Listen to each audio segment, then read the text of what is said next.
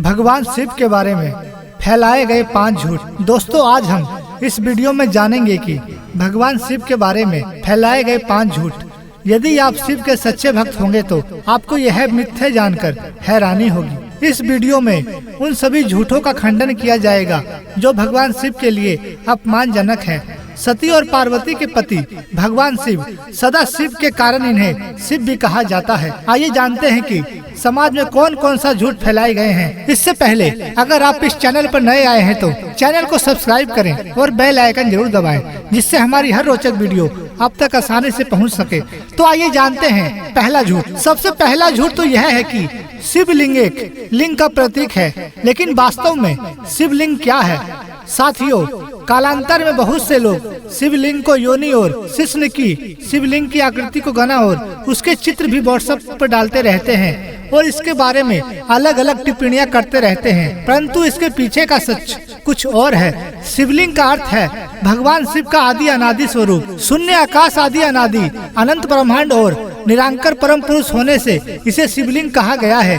जिस प्रकार भगवान विष्णु का प्रतीक शालिग्राम है, उसी तरह शिवलिंग का भी भगवान शिव का प्रतीक चिन्ह माना गया है। इस पिंड की आकृति हमारी आत्मा की ज्योति की तरह है। आज के वैज्ञानिक इसे न्यूक्लियर आर्ट रिएक्टर मानते हैं। वे कहते हैं कि इसी के अंदर संपूर्ण ब्रह्मांड निहित है, या यूं कहें कि सारा ब्रह्मांड समाया हुआ है।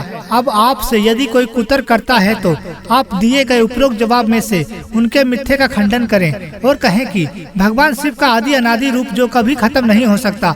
रामचरितमानस में भगवान राम ने भी स्पष्ट शब्दों में कहा है कि जो व्यक्ति शिव का अपमान करता है वह मुझे सपने में भी प्राप्त नहीं कर सकता। दूसरा झूठ यह है कि शंकर भगवान भांग, गांजा और चिलम पीते हैं। फेसबुक, व्हाट्सएप पर लोग तमाम इस तरह के पोस्ट सचित्र शेयर करते हैं जो सरासर गलत है। ऐसा जो लोग करते हैं वह भगवान विष्णु का अपमान करते हैं, जो असहनीय है। शिव पुराण सहित अन्य सभी ग्रंथों में भी इसका जिक्र नहीं है कि भगवान शिव गांजा भांग पीते थे। असल इसके पीछे कुछ और ही कहानी है। हम सभी समुद्र मंथन की कहानी से अवगत हैं। साथियों, जब समुद्र मंथन हुआ था तब सबसे पहले अमृत निकला था। उस समय अब विकट परिस्थिति उत्पन्न हो गई थी। यदि विष संपूर्ण ब्रह्मांड में फैल जाता तो संपूर्ण ब्रह्मांड नष्ट हो जाता। इस परिस्थिति में सारा दायित्व भगवान शिव को सौंपा गया। तब भगवान शिव ने उस विष का स्वयं पान कर लिया, जिसके कारण इन्हें नीलकंठ भी कहा जाता है। विष पान के चलते जब शिव जी के गले में पीड़ा होती थी तो तब वे अपने गले में चंदन और भांग का लेप लगाते थे। तीसरा झूठ, सभी लोग इस बात पर चर्चा करते हैं कि शंकर जी को यह पता था कि गणेश जी उन्हीं के बेटे हैं, फिर भी उनका गर्दन क्यों काट दिया और उसके बाद फिर गणेश जी के सिर पर हाथी का सिर क्यों लगा दिया गया। ऐसा माना जाता है कि उन्होंने अनजाने में गणेश जी का गर्दन काट दिया था।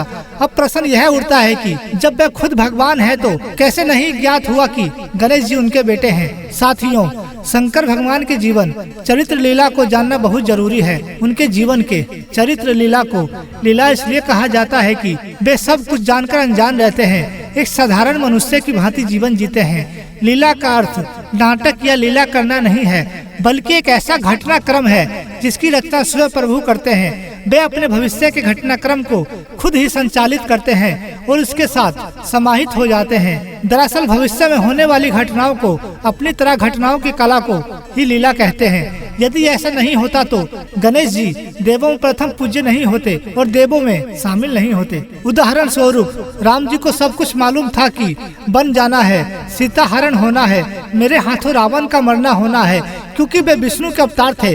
सहदेव को भी महाभारत युद्ध का परिणाम मालूम था, लेकिन कृष्ण भगवान ने उन्हें चुप करा दिया था। इस तरह बर्बरीक से पूछा गया तो बर्बरीक ने कहा कि मैंने तो श्री कृष्ण के दोनों ओर की योद्धाओं को मरते हुए देखा है। यही तो है भगवान की असली लीला।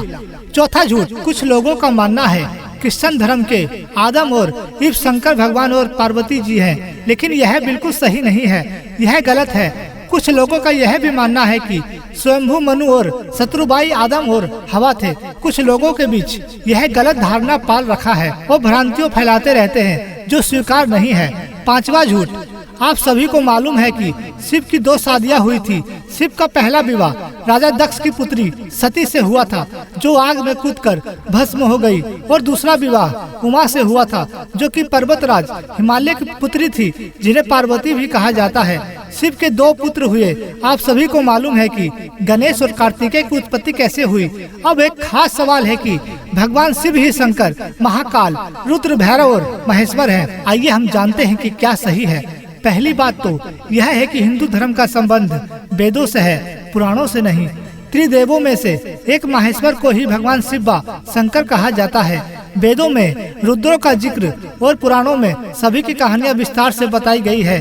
कुछ लोगों का मानना है कि शंकर और शिव जी एक ही हैं, लेकिन साथियों, शंकर जी और शिव जी दोनों अलग अलग हैं। शंकर जी को शिवलिंग की तपस्या करते दिखाया गया है और शिव जी को ब्रह्मा विष्णु महेश के रचयिता के रूप में बनाया गया है। इस तरह शिव जी पूरे ब्रह्मांड के रचयिता हुए, इसलिए इन्हें महादेव भी कहा जाता है। साथियों, उम्मीद है कि आपको यह वीडियो जरूर पसंद आई होगी। अगर यह वीडियो पसंद आई है तो वीडियो को ज्यादा से ज्यादा शेयर करें और चैनल को सब्सक्राइब करके बेल आइकन जरूर दबाएं। जय श्री श्याम।